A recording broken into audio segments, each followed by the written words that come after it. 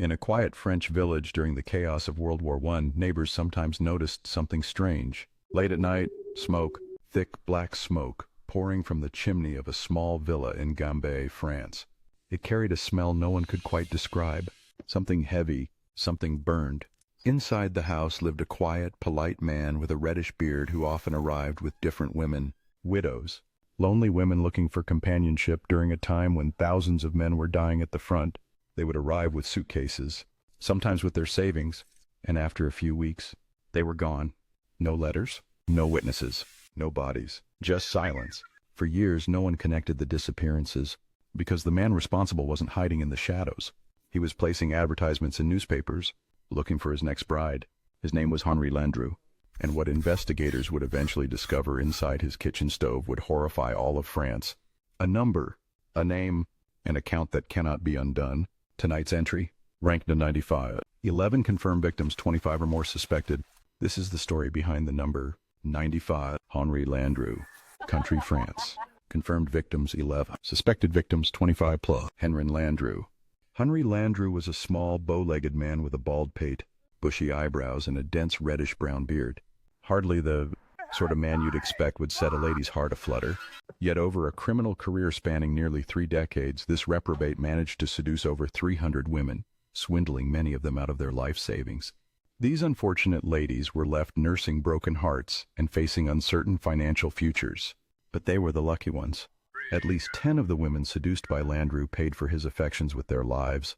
Landru was born into a working-class family in Paris on April 12, 1869.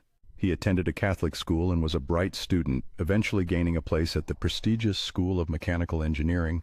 However, his studies were cut short when he was drafted into the army at age 18. In 1891, while still serving in the military, Landru seduced his cousin, Mademoiselle Remy, who became pregnant and bore him a daughter. The couple was married in 1893 upon Landru's discharge from the armed forces. Soon after, he found employment as a clerk, but was left destitute after his employer absconded with money that Landru had given him to invest. Angered by this deception, Landru swore revenge. The revenge that Landru exacted was directed at lonely middle-aged women who he'd seduce and then cheat out of their meager pensions. This scam worked well for a while, allowing Landru to set himself up in business as a second-hand furniture dealer. Inevitably, though, he fell foul of the law, earning a 2-year prison term in 1900. Over the next decade, Landru would be in and out of prison 7 times, and it was during one of these periods of incarceration that he struck on a new scam. He placed an ad in the matrimonial column of a newspaper, describing himself as a wealthy widower seeking companionship.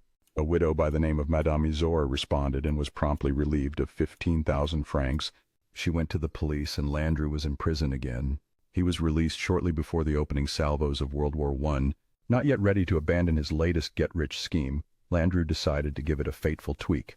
It was a move that would ultimately send 10 women and a teenage boy to early graves and Landru to the guillotine. Paris, 1914. War had emptied the city of men.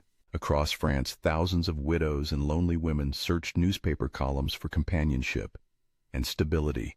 One advertisement appeared again and again: a respectable widower, comfortable income, serious intentions. For many women living through the uncertainty of wartime, it sounded like a second chance at life. The first to answer was a lingerie shop employee named Madame Couchet. She arrived with her teenage son, suitcases packed, future planned. They moved into a quiet villa near Chantilly, and sometime in January 1915, both vanished, without a trace. But inside the house, the stove was already burning. Neither was seen alive after January 1915. Soon after their disappearance, Landru gave his estranged wife, Madame Couchet's watch, as a present. The next victim was Argentine-born Madame Laborde-Line, the widow of a hotelier.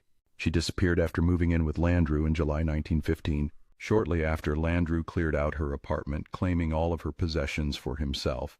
51-year-old Madame Guillen was next, last seen alive in August 1915. Before the year was out, another of Landru's conquests, Madame Guillen, visited him at his villa and was never seen again. Landru, meanwhile, was running other scams, including a particularly callous one that deprived hundreds of disabled soldiers of their pensions. He was also carrying on an affair with a 19-year-old servant girl named Henri Babelais. She went missing in March 1917, never to be seen again. Shortly after Babelais' disappearance, Landru was courting another wealthy widow, Madame Buisson. Like her predecessors, Buisson soon vanished without a trace.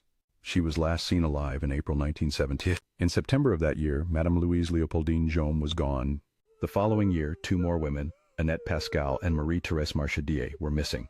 At least 10 women and 1 youth had now disappeared after meeting Landru, but he'd been so careful in covering his tracks, using numerous aliases, taking steps to separate the women from their families, that no one suspected him. Yet it would be Landru's very efforts to cover his tracks that would lead to his eventual downfall. 2 years after Madame Buisson's death, her son passed away, leaving her family eager to contact her. They were unable to do so, but after one of Buisson's friends recalled receiving a postcard from Gambais, they contacted the mayor of that town. He replied that he had never heard of Madame Buisson, but put them in touch with the family of Madame Colombe. She had vanished under similar circumstances. The combined efforts of the 2 families came to nothing, but Madame Buisson's sister, who had actually met Landru, was determined to find him and question him about her sister's whereabouts. She began staking out his old apartment in Paris, and her determination eventually paid off when she spotted him on a street and followed him home. She then passed on his new address to the police, and Landru was taken into custody. Landru refused to discuss the missing women, and with no evidence against him, the authorities were forced to let him go. Over the next 2 years, the police dug up the gardens of his villa time and time again and came up empty. They tried to link him to the purchase of chemicals that might have been used to dissolve the bodies and found nothing. The break in the case came after Landru's neighbors in Gambais recalled the noxious fumes that sometimes poured from the chimney of his villa.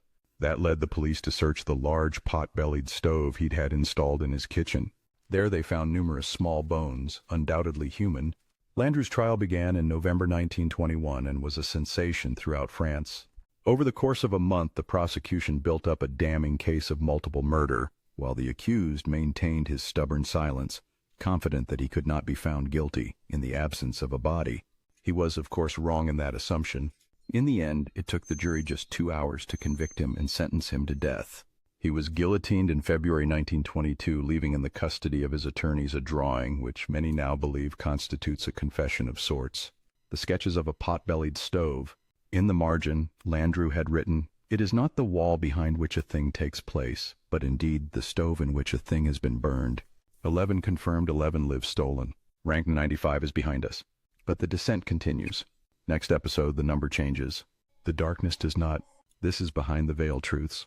And we're getting closer to number 1.